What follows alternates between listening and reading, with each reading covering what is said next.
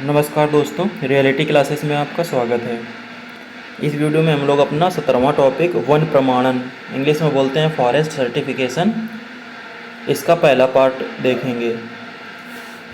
तो forest certification को मैं पहले संक्षेप में बताता हूँ कि ये बेसिकली है क्या। तो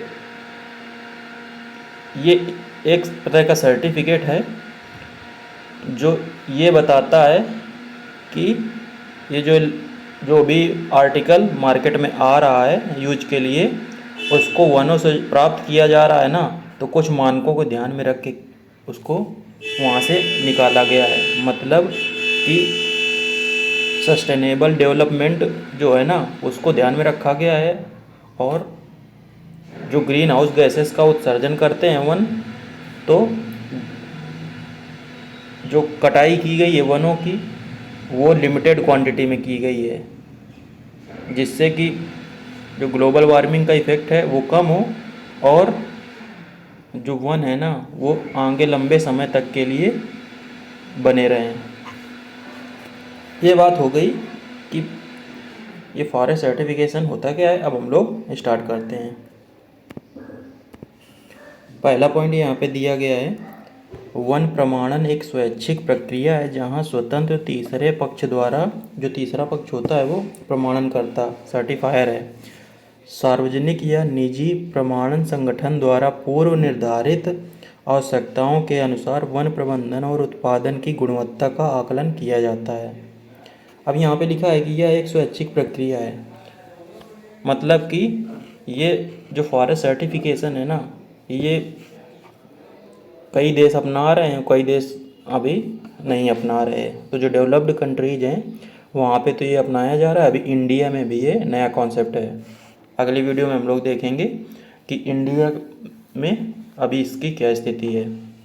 तो ये एक स्वैच्छिक प्रक्रिया है, और जहाँ एक तीसरा पक्ष मतलब जो सर्टिफायर होता है, अब वो सार्वजनिक या निजी प्रमाणन संगठन, पब्लिक भी हो सकता है या प्राइवेट भी हो सकता है, जो क्या करता है वन प्रबंधन और उत्पादन की गुणवत्ता।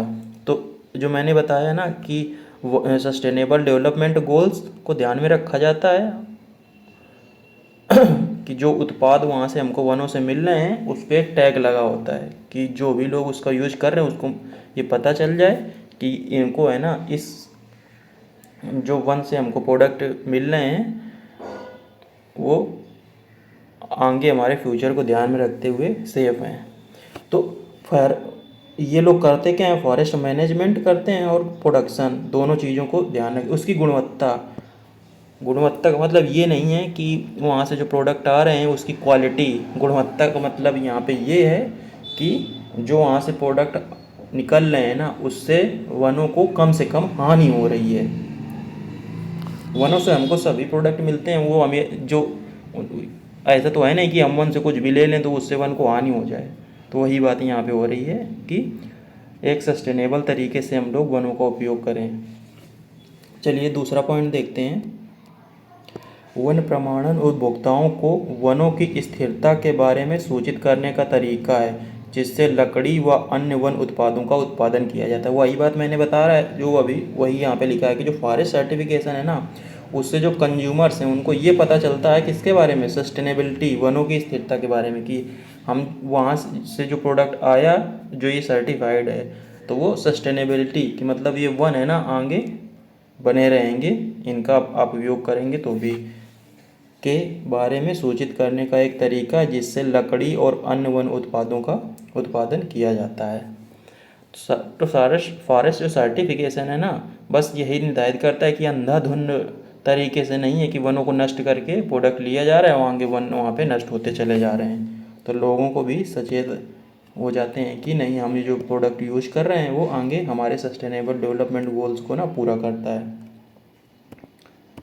दूसरी हेडिंग यहाँ पे दी गई है, वन प्रमाणन की आवश्यकता, कि जो फॉरेस्ट सर्टिफिकेशन है इसकी ज़रूरत क्यों पड़ी। चलिए पहला पॉइंट देखते हैं। विभिन्न आर्थिक गतिविधियों के माध्यम से उत्सर्जित होने वाली कार्बन डाइऑक्साइड का वन बड़ी मात्रा में अवशोषित करते हैं। जिससे ग्लोबल वार्मिंग को नियंत्रित करने में सहायता मिलती है। वही बात हो गई कि जितनी भी डेवलपमेंट एक्टिविटीज़ हो रही हैं उसके कारण वनों को काटा जा रहा है तेज़ी से। अब वनों को काटा जाएगा तो वन जो कार्बन डाइऑक्साइड अवशोषित करते हैं वो अवशोषित नहीं हो गया और वो कार्बन डाइऑक्साइड वो एटमॉस्फेयर में जाएगी और ग्लोबल वार्मिंग प्रोड्यूस करेगी। एक तो ये खतरा हो गया। दूसरा लिखा है, विश्व के अनेक देश ऐसे किसी भी उत्पाद के उपयोग से बचना चाहते हैं जो वनों की कटाई या अवैध कटाई का परिणाम हो। यह लोगों के मन में ना ऐसे धीरे से अवधारणा बैठ रही है कि हम ऐसे किसी प्रोडक्ट का उपयोग ना करें या कम से कम करें जिससे कि वनों और पर्यावरण को क्षति पहुंच रही हो। तो जिन प्रोडक्ट में ये टैग नहीं लगेगा, आगे आपको पता चलेगा कि जब सर्टिफाइड किया जाता है प्रोडक्ट तो उसमें एक लेबल लगाया जाता है, तो पता चल जाता है कि जो ये प्रोडक्ट है ना वो सस्टेनेबल तरीके से वन से निकाला गया है। अगला पॉइंट लिखा है, इसके फलस्वरूप यूरोप और संयुक्त राज्य अमेरिका के ने अपने संबंधित बाजारों में वन आधारित उत्पादों के प्रवेश और बिक्री को नियंत्रित करने वाले कानून पारित किए, जिसके लिए वन प्रमाणन की आवश्यकता है।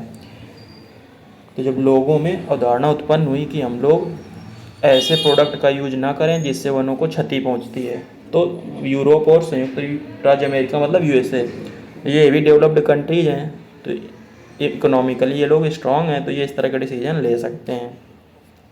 तो यहाँ पे इन गवर्नमेंट्स ने फॉरेस्ट प्रोडक्ट्स के लिए जो प्रवेश और बिक्री है उसको कंट्रोल करने के लिए नियम पारित किए, जिसके लिए फॉरेस्ट सर्टिफिकेशन की आवश्यकता हुई कि मार्केट में जो फॉरेस्ट प्रोडक्ट एंटर कर रहे हैं वो सर्टिफाइड करे जाएं किसी एजेंसी के द्वारा, जिससे कि ये पता चल सके कि ये प्रोडक्ट जो है ना वो एक सस्टेनेबल तरीके से वनों से निकाले गए हैं। अब हम लोग यहाँ पे देखेंगे कि जो वन प्रमाणन का सर्टिफिकेट है वो कहाँ कहाँ से मिलता है। इससे पहले एक लाइन यहाँ पे लिखी है, हेडिंग पढ़ी है वन प्रमाण है, और यहाँ पे एक लाइन लिखी है, यह वन की निगरानी लकड़ी लुगदी उत्पादों मतलब पल्प प्रोडक्ट्स तथा गैर इमारती वन उत्पादों को पहचानने एवं चिन्हित करने का एक तंत्र है। तो ये वन प्रमाणन के बारे में एक लाइन लिखी है, जो फॉरेस्ट सर्टिफिकेशन है ना वो वनों की निगरानी लकड़ी और जो लुगदी उत्पाद हैं पल्प प्रोडक्ट हैं। लुगदी उत्पाद का मतलब ये है कि जो कई पेड़ सॉफ्टवुड जो होती है ना उससे पल्प बनाई जाती है, पिछले वीडियोज में मैंने बताया था, और वो कई जगह यूज होती है पेपर इंडस्ट्री में और प्लाई वगैरह बनाने में। तथा गैर इमारती वनों के उत्पादों को पहचानने और चिन्हित करने का एक तंत्र है, तो उसमें लेबल पता लग जाता है सर्टिफायर का, उससे आपको पता चल जाता है। अब यहाँ पे लिखा हुआ है क्या, वनों और उन पर आधारित उत्पादों के सतत प्रबंधन के लिए 2 प्रमुख अंतर्राष्ट्रीय मानक हैं कि जो फॉरेस्ट हैं और वो जो फॉरेस्ट बोर्ड बेस्ड प्रोडक्ट्स हैं ना उनके सस्टेनेबल मैनेजमेंट जहाँ पे सतत आए ना उसका इंग्लिश होती है सस्टेनेबल, या टिकाऊ कहीं पे यूज हो तो सस्टेनेबल के लिए टिकाऊ भी यूज कर दिया जाता है। इसके लिए 2 प्रमुख अंतर्राष्ट्रीय मानक हैं। मानक ना जैसे ISO ISI जैसे प्रोडक्ट के लिए होता है, ऐसे वनों के लिए भी 2 सर्टिफायर हैं। पहला है फॉरेस्ट स्टीवार्डशिप काउंसिल FSC, इसका फुल फॉर्म आपको याद रखना है, और आगे जब ये FSC यूज होगा तो आपको यही समझना है कि इसके बारे में बात हो रही है, किसके बारे में, फॉरेस्ट स्टीवार्डशिप काउंसिल। ये है ना कुछ इसने स्टैंडर्ड डिसाइड किए हैं और उसी के आधार पर फॉरेस्ट सर्टिफिकेशन होता है। तो ये एक FSC के द्वारा विकसित किया गया है, और दूसरा है program for the endorsement of forest certification PEFC, program for the endorsement of forest certification, इसके द्वारा विकसित। तो ये 2 इम्पॉर्टेंट इंटरनेशनल स्टैंडर्ड्स हैं, एक FSC के द्वारा विकसित किया गया, दूसरा है PEFC एफसी के द्वारा। अब हम लोग दोनों के बारे में देखेंगे, एफएससी और पीईएफसी के बारे में। फिर से एक बार यहाँ पे मैं बताता हूँ कि एफएससी है फॉरेस्ट स्टीवार्डशिप काउंसिल। आपके एग्ज़ाम के लिए इनका फुल फॉर्म है ना, वो काफ़ी इम्पोर्टेंट है, program for the endorsement of forest certification. ये पीईएफसी हो गया।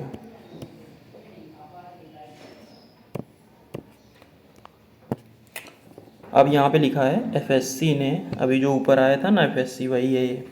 एफएससी ने 1990 के दशक में वन प्रमाणन को शुरू किया। तो ना 1990 के दशक में एफएससी ने फॉरेस्ट सर्टिफिकेशन को स्टार्ट किया। यह पर्यावरण से संबंधित गैर सरकारी संगठनों, वन उत्पाद कंपनियों और सामाजिक हित समूहों के बीच सहयोग के परिणाम स्वरूप बनाया गया था। ये एफएससी के बारे में बोल रहा है कि इसको कैसे बनाया गया था कि जो एनजीओ हैं, गैर सरकारी संगठन ना, नॉन गवर्नमेंट ऑर्गेनाइजेशन, जो पर्यावरण से संबंधित हैं, वन उत्पाद कंपनियों मतलब वो कंपनियां जो वन उत्पाद का यूज कर रही हैं, और सामाजिक हित समूहों मतलब सोशल वेलफेयर ग्रुप्स, इन सब के बीच एक कोऑपरेशन से इसके जो स्टैंडर्ड्स हैं उनको बनाया गया था। अब ये बहुत ही इम्पोर्टेंट पॉइंट है, एफएससी के सिद्धांत मतलब एफएससी प्रिंसिपल्स। जो एफएससी है ना वो किस किस प्रिंसिपल्स पे काम करता है। तो ये जो 10 प्रिंसिपल्स हैं ना, इनको आप अच्छे से याद करिए, इससे क्वेश्चन बनने के पूरे चांस हैं। पेपर का लेवल यदि अच्छा हुआ तो यहाँ से क्वेश्चन बनेगा। तो पहला जो एफएससी प्रिंसिपल है वो है कानूनों का अनुपालन, कंप्लायंस विद लॉज। कि जो एफएससी किसी देश के लिए बनाया जाता है तो वहाँ के कानूनों का, लोकल कानून जो लॉज होते हैं ना, उनको भी, उनके पे भी आधारित जो सर्टिफिकेशन है वो अप्लाई किया जाता है। सेकेंड है श्रमिकों के अधिकार और रोजगार की स्थिति, workers rights and employment conditions. अब अलग अलग देशों में जो लेबर्स हैं उनको अलग राइट्स दिए गए हैं, और जो वहाँ पे एम्प्लॉयमेंट की जो कंडीशन है वो अलग अलग है, तो उसको भी ध्यान में रखा जाता है। तीसरा है स्वदेशी लोगों के अधिकार मतलब इंडिजीनियस पीपल्स राइट्स। अब यहाँ पे इंडिजीनियस का मतलब आप लोकल पीपल, या यहाँ पे स्वदेशी लिखा है तो इसकी जगह आप स्थानीय भी समझ सकते हैं, स्थानीय लोगों के अधिकार, कि वहाँ पे वनों में जो लोग रह रहे हैं उनके भी राइट्स को ध्यान में रखा जाता है। कम्युनिटी रिलेशंस मतलब सामुदायिक संबंध। चौथा पॉइंट है सामुदायिक संबंध, इनको भी ध्यान में रखा जाता है। पांचवा है वनों से लाभ, मतलब ये जो सर्टिफिकेशन है ना ये इस हिसाब से किया जाता है कि वहाँ पे जो लोग हैं ना उनको उतना ज़्यादा इफेक्ट ना हो और वनों को भी ध्यान में रखा जाए, क्योंकि कई सारे लोग जो हैं वो वनों पे भी उनकी आजीविका निर्भर है। तो यदि फॉरेस्ट सर्टिफिकेशन में काफ़ी टफ रूल्स बनाएंगे तो उनकी जो आजीविका है वो भी प्रभावित हो सकती है। पांचवा है वनों से लाभ मतलब बेनिफिट्स फ्रॉम द फॉरेस्ट, इसको याद रख मतलब दिमाग में रखा जाता है। छठा है पर्यावरणीय मूल्य और प्रभाव, एनवायरमेंटल वैल्यूज एंड इम्पैक्ट्स। वहाँ से मतलब जो प्रोडक्ट मिल रहे हैं ना उसका पर्यावरणीय एनवायरमेंटल वैल्यू क्या है और उसका इन्वायरमेंट पे प्रभाव क्या है। सातवां है प्रबंधन योजना मतलब मैनेजमेंट प्लानिंग। आठवां है निगरानी और मूल्यांकन, मॉनिटरिंग एंड असेसमेंट, ये भी ज़रूरी है। नौवां है उच्च संरक्षण मूल्य, हाई कंजर्वेशन वैल्यूज। और 10वां है प्रबंधन गतिविधियों का कार्यान्वयन, इम्प्लीमेंटेशन ऑफ मैनेजमेंट एक्टिविटीज़। तो जो मैनेजमेंट एक्टिविटीज़ है उनको किस तरह से लागू किया जाए। तो ये हो गए 10 प्रिंसिपल किसके, एफएससी के। इनको आप अच्छे से याद कर लीजिए, इस पर क्वेश्चन बनने के पूरे चांस हैं। अब एफएससी के बाद हम लोग देखेंगे पीईएफसी के बारे में। तो लिखा है पीईएफसी वन क्षेत्र के आधार पर मतलब फॉरेस्ट एरिया कि कितने ज़्यादा फॉरेस्ट एरिया में ये सर्टिफिकेट है ना ये इशू करता है, कि इस तरह के इस पे बेस्ड सर्टिफिकेट इशू किए गए हैं। इसके आधार क्या लिखा है, वन क्षेत्र के आधार पर विश्व का सबसे बड़ा प्रमाणन नेटवर्क है। तो जो पीईएफसी है ना वो फॉरेस्ट एरिया के आधार पे विश्व का सबसे बड़ा सर्टिफाइड नेटवर्क है, जिसके अंतर्गत विश्व के 2/3 प्रमाणित क्षेत्र आता है। कि अभी जितने फॉरेस्ट सर्टिफिकेट जो किए गया है, सर्टिफिकेशन जिनका किया गया है, उसका 2/3 इसी के मानकों को फॉलो करते हैं, PEFC को, जबकि FSC सबसे तेज़ी से बढ़ती हुई योजना है। तो इनका क्या कहने का मतलब है कि जो PEFC है ना, वो अभी तो एरिया के हिसाब से सबसे ज़्यादा एरिया में जो फॉरेस्ट सर्टिफिकेशन किया गया है वो इसके मानकों को फॉलो करता है, लेकिन जो FSC है वो अभी इससे ज़्यादा तेज़ी से बढ़ रहा है। अगला पॉइंट भी काफ़ी इम्पोर्टेंट है। वर्ष 2013 तक FSC और PEFC ने मिलकर लगभग 400 मिलियन हेक्टेयर क्षेत्र के लिए 10,000 से अधिक प्रमाण पत्र जारी किए, जिसमें 90% क्षेत्र यूरोप और उत्तरी अमेरिका से आता है। तो वर्ष 2013 है ना, वहाँ तक का डेटा यहाँ पे दिया गया है कि ये दोनों जो सर्टिफिकेशन के स्टैंडर्ड है ना, इनके लगभग मिलकर 400 मिलियन हेक्टेयर क्षेत्र के लिए 10,000 से अधिक सर्टिफिकेट इशू किए गए हैं। और ये ऑब्वियस बात है कि इसमें इन्होंने जो 90% सर्टिफिकेट इशू किए गए हैं ये यूरोप और उत्तरी अमेरिका से आता है, क्योंकि यही दुनिया का सबसे ज़्यादा डेवलप्ड रीजन है। अब हम लोग देखेंगे कि जो PEFC है ना, वो किस स्टैंडर्ड का फॉलो करता है। जैसे इससे पहले आए थे ना, FSC में प्रिंसिपल्स थे, और यहाँ पे कुछ स्टैंडर्ड हैं सस्टेनेबल फॉरेस्ट मैनेजमेंट के लिए। तो जो PEFC है ना, वो सस्टेनेबल फॉरेस्ट मैनेजमेंट, सतत वन प्रबंधन, ये इसको स्टैंडर्ड को फॉलो करता है। तो यहाँ पे जो SFM लिखा है ना, इसका फुल फॉर्म है सस्टेनेबल फॉरेस्ट मैनेजमेंट और स्टैंडर्ड मतलब मानक। तो PEFC के 7 ये क्राइटेरिया हैं, इनको भी आपको याद रखना है, ये भी काफ़ी इम्पोर्टेंट है। पहला क्या है, वन संसाधनों का रखरखाव और उचित वृद्धि तथा वैश्विक कार्बन चक्र में उनका योगदान। कि जो फॉरेस्ट रिसोर्सेस है ना, उनको आपको सही से यूज करना है, मतलब उनको खराब नहीं करना है, और उनकी वृद्धि करनी है। रख रखाव का मतलब मेंटेनेंस होता है। तथा वैश्विक कार्बन चक्र में उनका योगदान। ये जो फॉरेस्ट रिसोर्सेस है ना, वो जो कार्बन साइकिल है ना, उसको मेंटेन रखने में हेल्प करते हैं।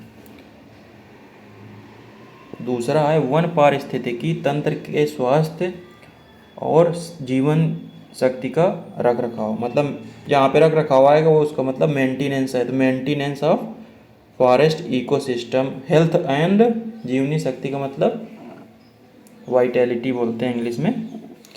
जो फॉरेस्ट इकोसिस्टम है ना, उसका मेंटेनेंस, उसके स्वास्थ्य और जीवन शक्ति का। तीसरा है, ये ज़्यादातर जो है ना वो forest management, sustainable forest management पे बेस्ड है, क्योंकि जो PEFC है ना सर्टिफिकेशन, वो सस्टेनेबल फॉरेस्ट मैनेजमेंट को ध्यान में रखता है। तीसरा है वनों के उत्पादक कार्यों का रख रखाव और प्रोत्साहन, मतलब maintenance and encouragement of productive functions of forests. जो वन के प्रोडक्टिव फंक्शन है उनका मेंटेनेंस और उनको बढ़ाना। चौथा है वन पारिस्थितिकी तंत्र में जैव विविधता का रखरखाव, संरक्षण और उचित वृद्धि। तो जो बायोलॉजिकल डाइवर्सिटी या बायोडाइवर्सिटी है फॉरेस्ट इकोसिस्टम में, उसका मेंटेनेंस, उसका कंजर्वेशन और उसकी उचित वृद्धि, उसको बढ़ाना, बायोडाइवर्सिटी को। पांचवा है वन प्रबंधन, मतलब फॉरेस्ट मैनेजमेंट में सुरक्षात्मक कार्यों का रख रखाव, मतलब एनहेंसमेंट ऑफ प्रोटेक्टिव फंक्शंस और उचित वृद्धि। वन प्रबंधन में सुरक्षात्मक कार्यों का रख रखाव और उचित वृद्धि, मतलब फॉरेस्ट मैनेजमेंट में ना प्रोटेक्टिव जो वर्क्स हैं, maintenance of protective functions in forest management, मतलब जो मिट्टी और जल है उनका प्रोटेक्शन और उनकी वृद्धि। जो फॉरेस्ट की मिट्टी है वहाँ पे जो जल है ना उसके रख रखाव और उसकी उचित वृद्धि, इसकी बात की गई है। छठवां है अन्य सामाजिक आर्थिक कार्यों और शर्तों का रख रखाव। इसके अलावा जो दूसरे सोशल इकोनॉमिक फंक्शंस है ना और जो कंडीशंस हैं उनको मेंटेन करना। सातवां है कानूनी आवश्यकताओं का अनुपालन, कि जहाँ पे वहाँ की जो लोकल कानूनी आवश्यकताएं हैं उनको फॉलो करना, उनके साथ मैच करना।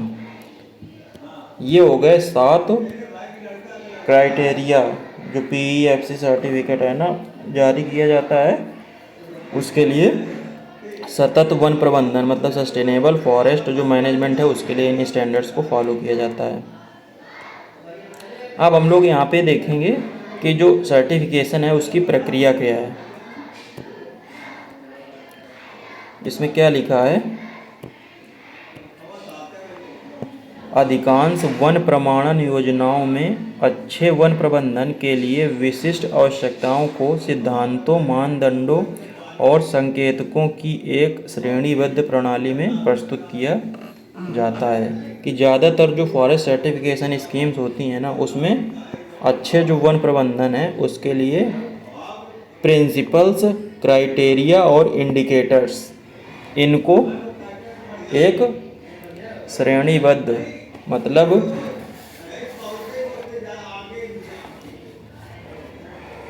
एक हायरार्चिकल एक ट्री पैटर्न में ना इनको पेश किया जाता है। 3 चीज़ें बहुत इंपॉर्टेंट होती हैं फॉरेस्ट सर्टिफिकेट इशू करने के लिए, प्रिंसिपल्स, क्राइटेरिया और इंडिकेटर, सिद्धांत, मानदंड और संकेतक।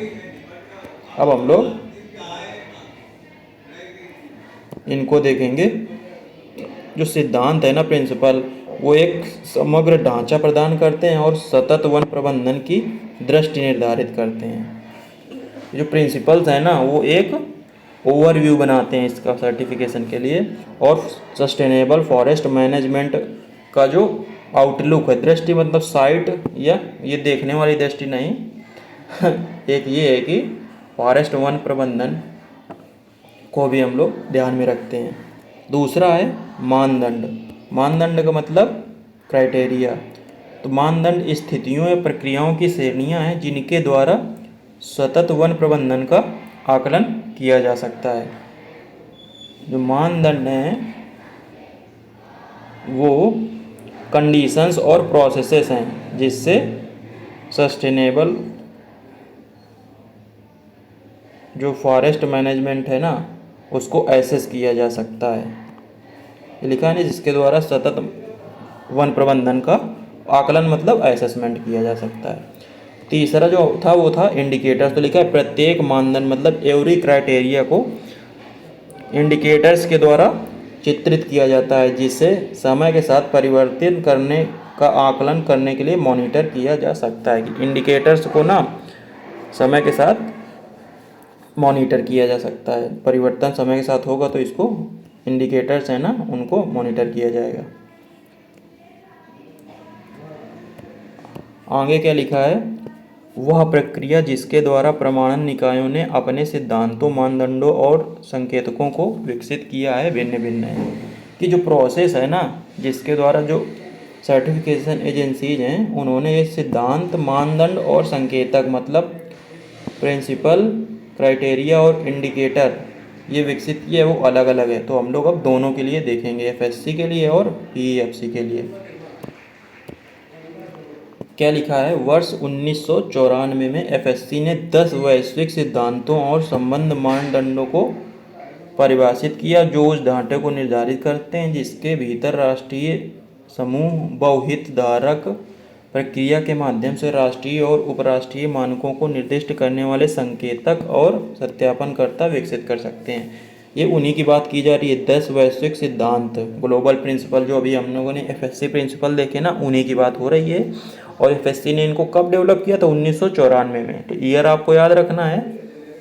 और जो ये डेवलप किए गए हैं ना प्रिंसिपल्स और कुछ क्राइटेरिया, जिसके भीतर लिखा है राष्ट्रीय समूह बहुहितधारक प्रक्रिया के माध्यम से।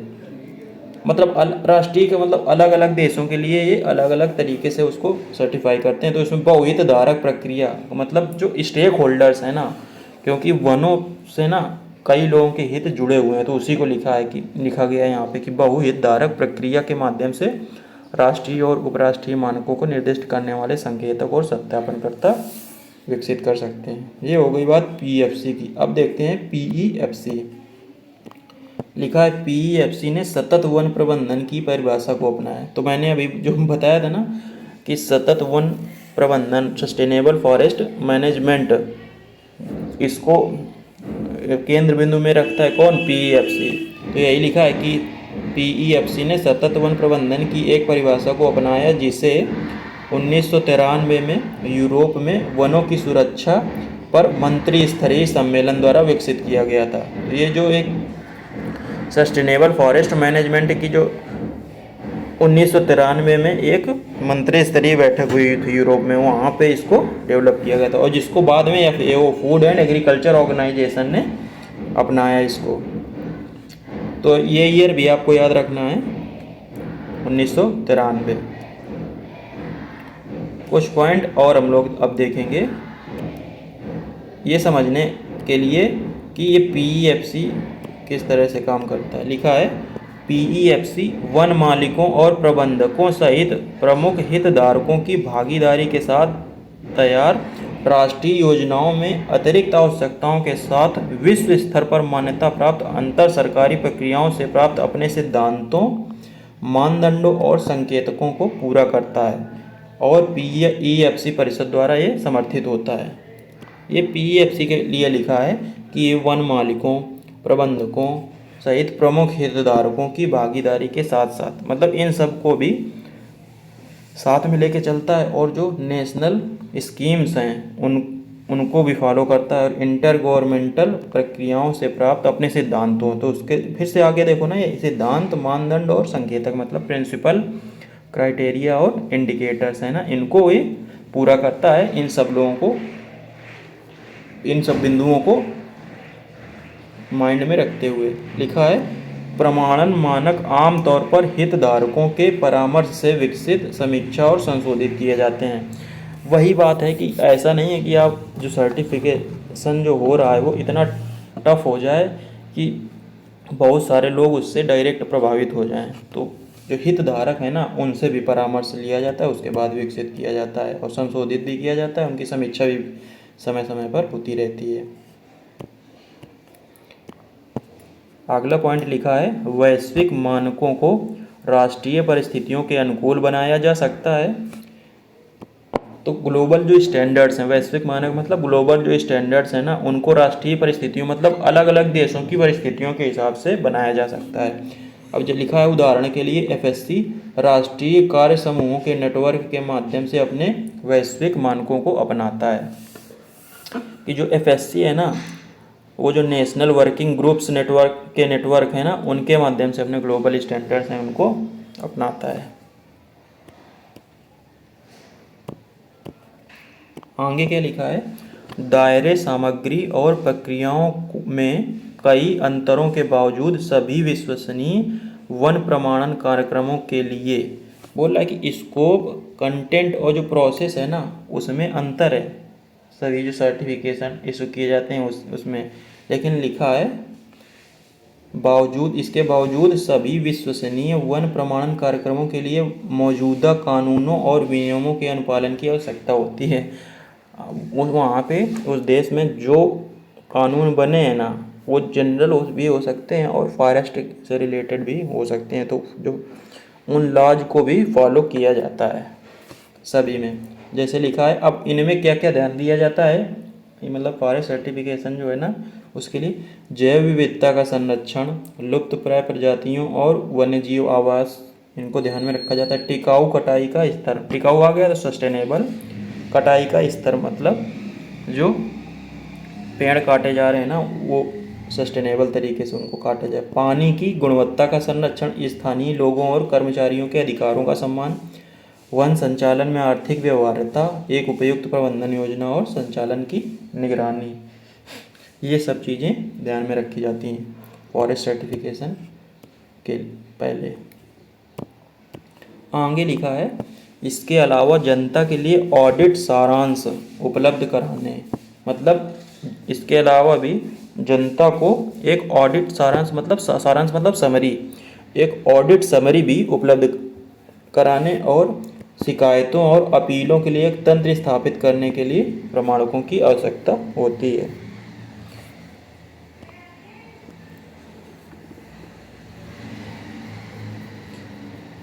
अगला पॉइंट लिखा है, एफएससी और पीईएफसी के अलग अलग दृष्टिकोण हैं, कि जो एफएससी और पीईएफसी है सर्टिफिकेशन है, उनका जो व्यू पॉइंट है वो अलग अलग है। तो पहले आप लोग एफएससी का देखेंगे। एफएससी प्रमाणीकरणकर्ताओं को मान्यता देने के लिए एक प्रणाली नियोजित करता है जो वन संचालन के ऑडिट के लिए जिम्मेदार हैं। मतलब इनका ये है कि जो फॉरेस्ट सर्टिफिकेशन पीएफसी स्टैंडर्ड को फॉलो किया जाता है, उसमें एक सिस्टम तैयार किया जाता है जिसमें जो फॉरेस्ट मैनेजर्स हैं ना, वो ऑडिट करने के लिए जिम्मेदार हैं। एफएससी मानकों के अनुपालन का आकलन करते हैं, एफएससी प्रमाण पत्र जारी करते हैं। इस प्रकार प्रमाणित वन उद्यमों, वन प्रबंधन इकाइयों के समूह को अपने उत्पादों पर एफएससी लेवल का उपयोग करने की अनुमति है। मतलब जो एफएससी सर्टिफिकेशन है ना, वो इस तरह से मतलब उन लोगों को जारी किया जाता है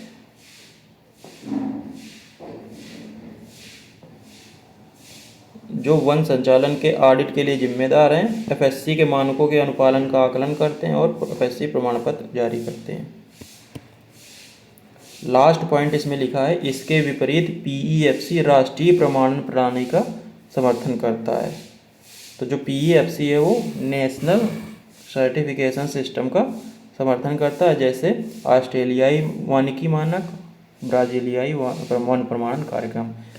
मतलब जो पीईएफसी है वो ज़्यादा लोकलाइज्ड जो कानून चल रहे हैं उनको ज़्यादा फॉलो करता है, जो अपने स्वयं के प्रमाणन मानक और मान्यता प्रमाणक विकसित करते हैं, मतलब एक्रेडिट सर्टिफायर। इस प्रकार प्रमाणित वन संचालन को अपने उत्पादों पर पीईएफसी लेवल का उपयोग करने की अनुमति है। तो आपको ऊपर वाला जो एफएससी वाला पॉइंट था ना, उसमें ये है कि पहले एफएससी सर्टिफिकेशन में एफएससी अपने जो स्टैंडर्ड जो उसने बनाए हैं उनके हिसाब से, मतलब वो अपने स्टैंडर्ड पर टिका रहता है, और जब जो कंट्री उनको फॉलो करने को तैयार होता है तो वो सर्टिफिकेट जारी करता है। लेकिन पीईएफसी के केस में लोकल जो कानून चल रहे हैं ना, उन्हीं में थोड़ा सा फेरबदल करके ये सर्टिफिकेट इशू किया जाता है, तो ये ज़्यादा फ्लेक्सिबल है। तो ये हो गया आपका पहला लेक्चर। यदि आपको अभी एक बार में ना समझ में आए तो 2-3 बार आप इसको देखिए और अपने नोट्स बनाइए, जिससे आपको एक थोड़ा सा ओवरव्यू बस मिल जाएगा ना, उतने में आपका काम हो जाएगा। इसका दूसरा पार्ट है ना, आपको कल मिल जाएगा। तो चलिए मिलते हैं अगले वीडियो में, तब तक के लिए नमस्कार, धन्यवाद।